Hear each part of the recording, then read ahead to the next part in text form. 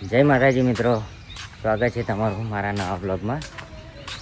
મિત્રો આપણે તૈયાર થઈ ગયા છે કારણ કે જવું છે ગોગજીપુરા અને જોઈ લઈએ છોકરા બધો તૈયાર થયો કે નહીં થયો. જો તૈયારીઓ ચાલુ જ છે.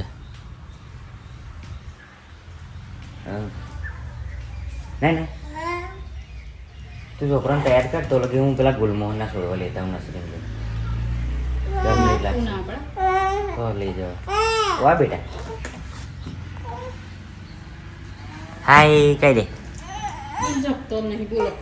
લુકો પહેલે હેર તને લઈ જવાની મામાને ઘેર. પેલી નવડાઈને કમ્પ્લીટ કરી તા હે ને કેવું કરી તમે જો મિત્રો આપણા ફલોલી ગામમાં નસરીમ છોડવા લેવા જવું, ગોગજીપુરા લઈ જવાના એટલે થોડા સોયા માટેના.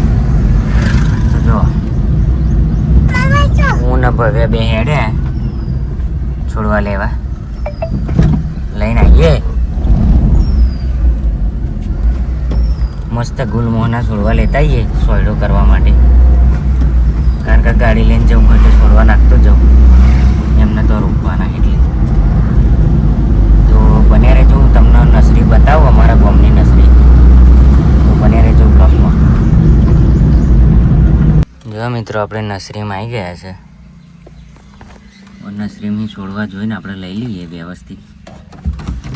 તો બની રહેજો વિડીયો.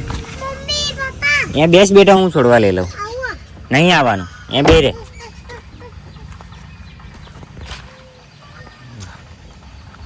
આ બધી નસરી, આ બધા છોડવા નસરીને.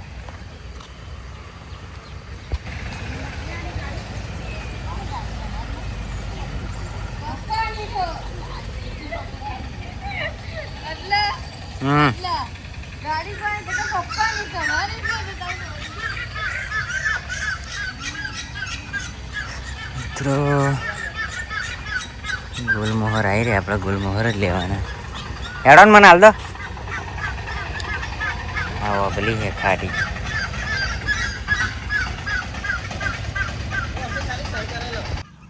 જો મિત્રો આપણે છોડવા લઈ લીધે અને આ અમારા ગામની નસરી છે. જેને પણ છોડવા લેવા હોય આવજો, મીનાવાળા રસ્તા પર હ, ફલોલી મીનાવાળા રસ્તા પર. શું બેટા, શું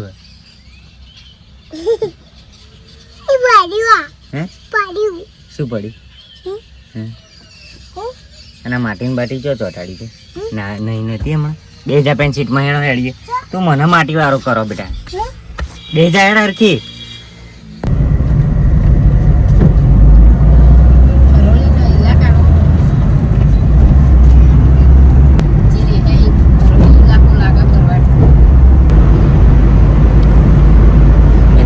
આપણે ગોગજીપુરા પહોંચવા આવ્યા. હવે બધું લીલું સમ થઈ ગયું. હવે વરસાદ પડ્યો એટલે નજારો એકદમ જોરદાર છે. જે રોડની વચ્ચે જે ઝાડો હોય એ લીલો સમ થઈ ગયો, કારણ કે વરસાદ પડ્યો ને એટલે મસ્ત થઈ ગયું બધું.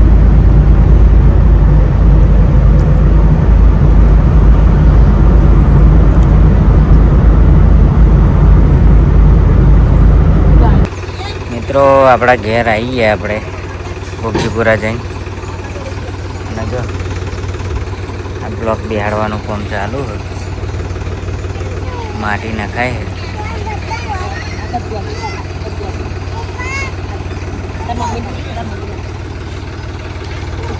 માટી ભરીને ટ્રેક્ટર આવી ગયું હતા.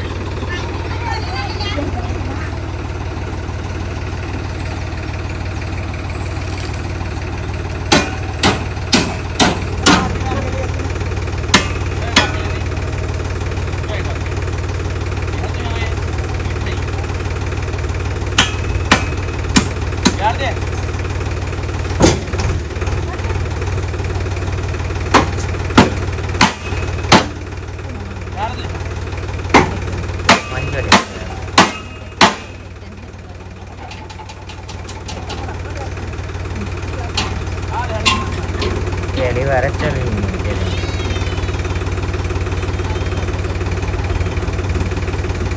આ રિક્ષા સવાર છે નથી કરતી, નથી કરતી.